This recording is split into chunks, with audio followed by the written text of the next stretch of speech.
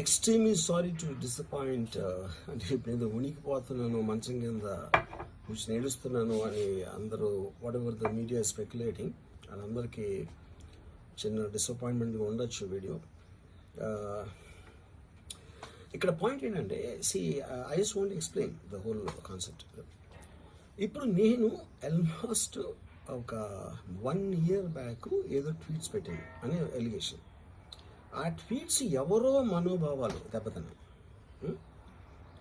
ఇక్కడ విచిత్రం ఏంటంటే 1 year బ్యాక్ పెట్టిన ట్వీట్స్ 4 డిఫరెంట్ ప్లేసెస్లో 4 డిఫరెంట్ జ్యూరిస్డిక్షన్స్లో 4కి ఒకే 3-4 రోజుల వ్యవధిలో వాళ్ళ మనోభావాలు దెబ్బతిన్నాయి. వాళ్ళు ఆ పరంగా కంప్లైంట్ ఇవ్వడం, కేసులు పెట్టడం జరిగింది. ఇక్కడ పాయింట్ 1, ఎవరి మీద అయితే నేను పెట్టానని వాళ్ళు చెప్తున్నారో వాళ్ళకి లేదు, ఎవరో థర్డ్ పార్టీ, అసలు సంబంధం లేనివాడు. సో ఆ కాంటెక్స్లో అసలు ఈ కేసు ఎలాగా, ఈ సెక్షన్స్ ఎలా వర్తిస్తాయి అనేది అప్పుడు ఆబ్వియస్గా నాకు వచ్చే అనుమానం కానీ, నాకు కానీ నా మనుషులు కానీ, ఇది ఒక పర్సిక్యూషన్ చేయటానికి ఒక పద్ధతి ప్రకారం ఉన్న అలౌబుల్ లాస్ని వాడుతున్నారా, లేకపోతే ఇప్పుడు వరల్డ్ ఓవర్ ఒక ఫినామినా ఏం జరుగుతుందంటే పొలిటికల్ పార్టీస్ వాళ్ళు they are weaponising the systems of the police. అది అమెరికాలో జరుగుతుంది, యూరోప్లో జరుగుతుంది, ఇక్కడ కూడా జరుగుతుంది.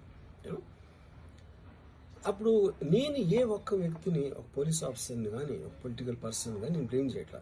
I think it happens in certain ఒక ఏమంటారు దాన్ని, ఒక వే.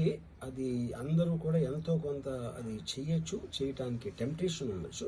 But eventually there is the law of the land which will take the final call. So అది that I completely agree, believe in that and I abide by that as a citizen.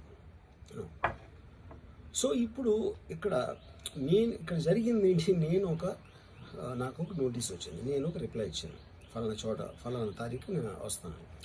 అప్పటికి నాకు జరుగుతున్న పని ఒక ongoing schedule ఉంది కాబట్టి, నాకు film work ఉంది కాబట్టి అవ్వలేదు. అండ్ ఇట్ ఈస్ వేరే ప్రొడ్యూసర్కి చేస్తాను, ఆ ప్రొడ్యూసర్కి నష్టం వస్తుంది కాబట్టి నేను మళ్ళీ టైం అడిగాను.